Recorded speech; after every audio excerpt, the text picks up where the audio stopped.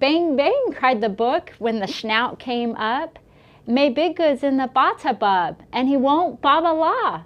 Oh, who inkers what to do?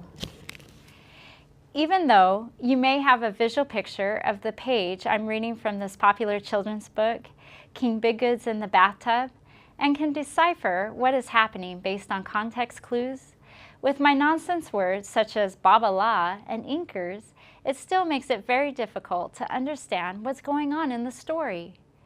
You were able to recognize the English words, so you knew I wasn't speaking a different language, but were you still having a difficult time understanding the story?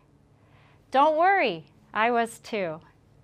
I'm happy to see you again in English for Marketing and Sales. In this lesson, we're going to build off of the last lesson and learn how to present and report on those charts and graphs. You'll be given the skills so that your important information won't be difficult to understand, like the scenario we just experienced. Let's first begin with our pie chart. We were able to learn it represents the different age groups of those who would most likely use Biodent toothpaste. So when presenting information, it's easiest and most important to give the title and variables of the information in the legend first. This is what we will call getting our feet wet.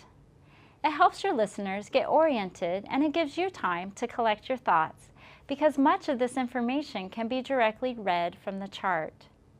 In reading the King Big Good book, it would have helped you if I explained that it's a humorous book about a king that doesn't want to get out of the bathtub. Are you ready for an example? In this pie chart, I would start by saying something like, as you can see, this pie chart shows the great work of our marketing team. The results show the demographic breakdown of Biodent's most likely consumers. 5 different categories of age groups are represented. This would be a good time to inject the power of pointing. As you present, use a laser pointer, a stick, your finger, a computer mouse, or something that visually shows the audience part of the graph that you are specifically talking about. This will also help hold your audience's attention. Next, decide what areas of the graph you'd like to highlight. You don't want to read every number. What is of great importance? What is of concern? So I would continue in my presentation with something like, the orange slice shows that 43% of those likely to purchase Biodent were women between the ages of 15 and 65. At this point, either further explain your ideas or pose a question for your team members, such as, what does this mean for us as we further our advertising campaign? Then I would continue with an area of concern. That is our senior men's group, ages 66 and beyond. They aren't very interested in changing their toothbrushing habits. Is there something different we can do to target them or to balance out the pieces of this pie? You may want to continue on with the discussion or ask your group if they need clarification or have any questions. If the numbers on the chart or the graph are big and visible to your team, you can also round your numbers to make your presentation flow smoother. You don't want to be dishonest in any way or make it sound like you're exaggerating or diminishing situations, but if they can see the numbers, they will also see and understand that you are approximating. For example, instead of saying 43%, you can say nearly half of the people likely to buy Biodent toothpaste were women. This trick is also very useful when pronouncing long and difficult numbers. If the number is 522,967, it's much simpler to just say over 500,000. Other words that you can use to show estimates are approximately, about, just, under, just over, and roughly. Let's take a look at the bar graph next. To present this graph, I would start with my title and then explain the X and Y axes.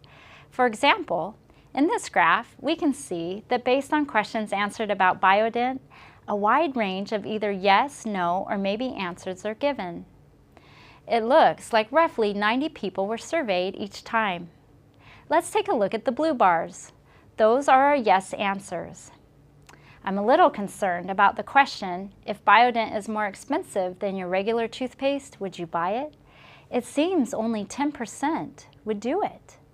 We know the cost of our toothpaste has been heavily researched, but that is a matter we may need to take to the drawing board one more time. Does anyone have any questions about these numbers? Are you ready for your turn? You're going to explain the line graph. It's similar to the bar graph. Ready, set, go.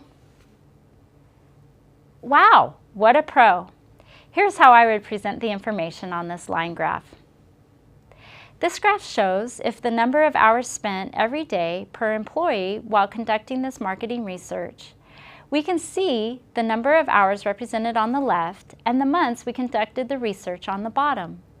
All the lines show peaks and at different times. The surveyors were very busy in April, but able to spend less hours daily in May. The surveyor's duties will continue to decline and the analyst's responsibilities may increase in the coming months. What are the takeaways from this lesson?